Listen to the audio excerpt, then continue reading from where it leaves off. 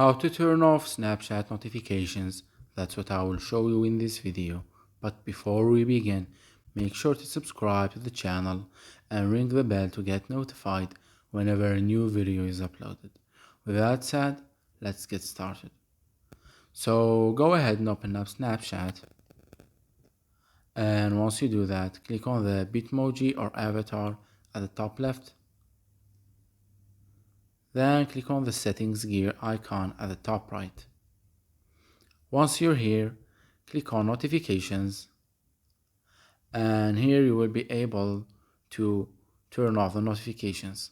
Whether you want to turn off some of them while leaving the others on, or you can just disable all of the notifications at once. This is the first option.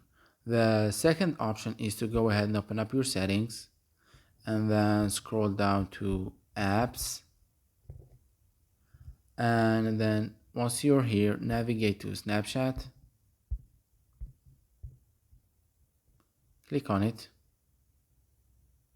and from the privacy section click on notifications, and here also you can disable some of them while leaving the others on, or you can just turn off all of the notifications at once.